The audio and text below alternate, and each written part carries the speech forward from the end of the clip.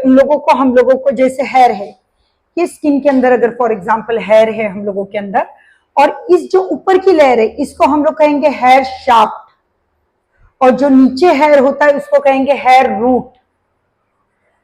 तो हेयर के अंदर हेयर शाफ्ट, जो स्किन के ऊपर की तरफ जो हेयर है उसको हेयर शाफ्ट कहेंगे, और जो स्किन के अंदर है वो हेयर रूट है। अगेन जो स्किन के अंदर, स्किन की हमारी कितनी लेयर्स होती है? बेसिक लेयर है epidermis, dermis and hypodermis. Epidermis, dermis and hypodermis. यहां आप देख सकते हो कि एपिडर्मिस ये सबसे ऊपर की लेयर होती है जिसके अंदर, और उसके बाद होती है डर्मिस। डर्मिस के अंदर दो ग्लैंड्स होते हैं, एक सिबैशियस ग्लैंड, जो या तो आप ऑयल ग्लैंड्स भी कह सकते हैं, तेलीय ग्रंथी म्हणू शकता तुम्ही त्याला। तो oil gland, sebaceous gland, same नाम है तीनों का। और सेकंड जो है ये स्वेट ग्लैंड, जिससे हमारा पसीना जो बाहर निकलता है ये स्वेट ग्लैंड से निकलता है, और जो स्किन के लिए नेचुरल ऑयल मिलता है हम लोगों को तो वो सिबैशियस ग्लैंड, ये डर्मिस लेयर के अंदर हो जाता है। यहाँ डर्मल पैपिला है। अगेन अगर देखा जाए ब्लड वेसल्स है, नर्व्स है, ये सारी चीजें यहाँ है हम लोगों की।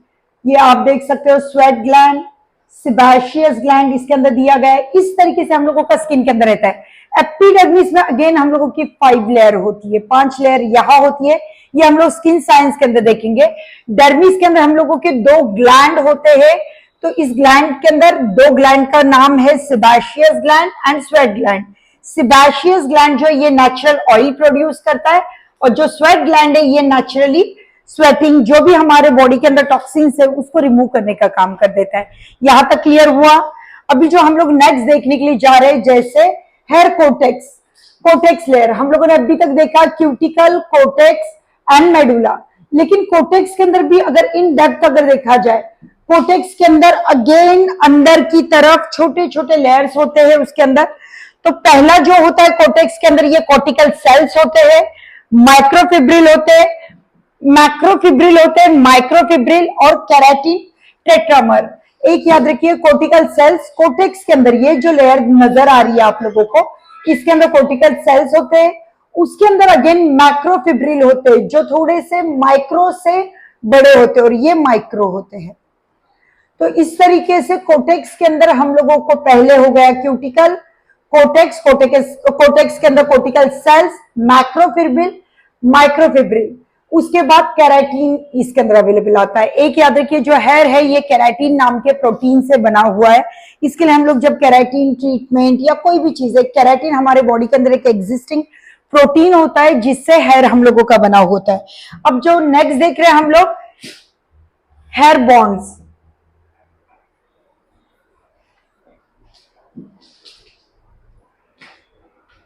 हेयर बॉन्ड्स के अंदर अगर 3 टाइप के हमारे बॉन्ड होते हैं हेयर के अंदर, एक सल्फर बॉन्ड,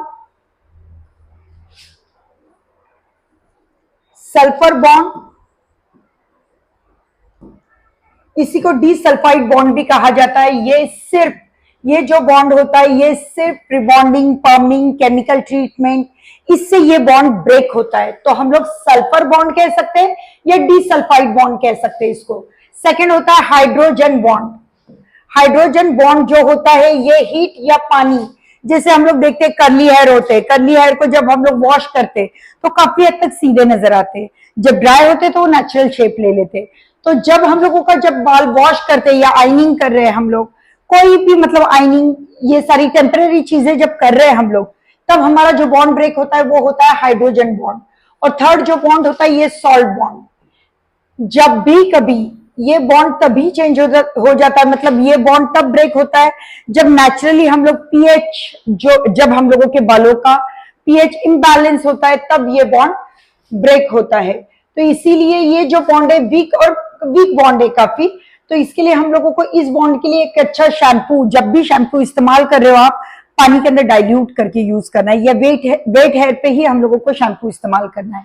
मेरे हिसाब से आपके ये तीनों बॉन्ड क्लियर हुए। सल्फर बॉन्ड जो ब्रेक होता है सिर्फ केमिकल जैसे पर्मिंग, रिबॉन्डिंग। हाइड्रोजन बॉन्ड ये पानी से या हीट से ब्रेक होता है। सॉल्ट बॉन्ड ये जो पीएच जब भी अगर पानी का चेंज हो जाता है या कोई प्रोडक्ट का चेंज हो जाता है तो ये बॉन्ड ब्रेक होता है। अभी हम लोग एक याद रखिए, हमारे जो हेयर से ये 1 सेंटीमीटर 1 महीने के अंदर बढ़ते हैं, लगभग कितना 1 सेंटीमीटर। सेकेंड, 50 से 100 बाल दिन में गिरना ये नॉर्मल बात है। ये जो पैक्ट है बालों के अगर देखा जाए तो 1 सेंटीमीटर हम लोगों की हर महीने के अंदर, जो 1 महीने के अंदर 1 सेंटीमीटर तक ग्रोथ होती है। सेकेंड एक याद रखना,